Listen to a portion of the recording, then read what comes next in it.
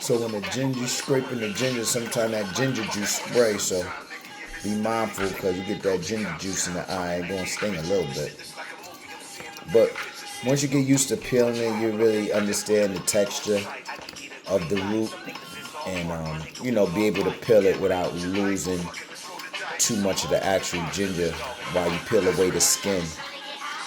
So this part could be a little bit tedious. Probably been peeling now about 10 minutes. And this is down to the last piece of ginger that we're using for this batch. So I know, and a lot of times we buy stuff out the store already made, but that should be trash. And it's how we used to bake bread at home. We could make our own drinks at home too, especially if we want to be more healthy about what we put in our body. But it's all time consuming. It's just like if you're growing your own food at home, you're gonna have to put time into growing that food. You're gonna have to plant, you're gonna have to weed, you're gonna have to water, you're gonna have to harvest, you're gonna have to preserve, just for some food that you could go buy at the supermarket for a few dollars. But is anything safe to eat nowadays? Hardly anything. But even probably the stuff that we grow ourselves is contaminated some way, somehow. But at least some parts of it is done by your own hand. So just having that in mind is a state of wellness, a wellness thought that can be a mental idea, but can return some tangible goods. They say you are what you eat, but you also are what you think. So if you think you're eating well and you're doing things to be healthy, you're going to start to feel that way. And eventually the thought will catch up, or the body will catch up with the thought. So always stay positive. Always stay positive, no matter how rough shit might be look, how broke you feel you are, how unhealthy or not attractive you might think you are, because certain parts of your anatomy might not be what they project for us to be handsome or cute or pretty or beautiful or fun or sexy, right? We have to define that for ourselves.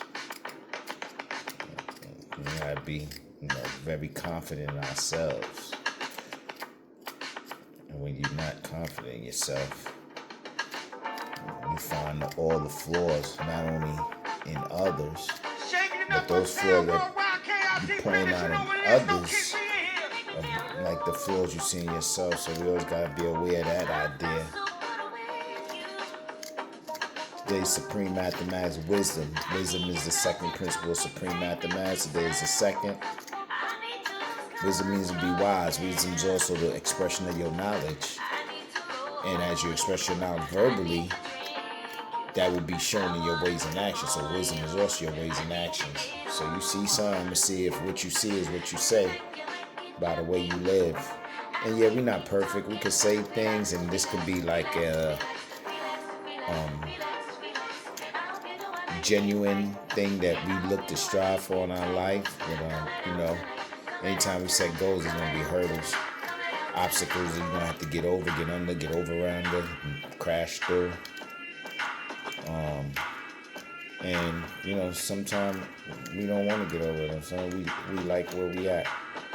Sometimes we like spaces that we might be in, whether we might be in mischievous or, but you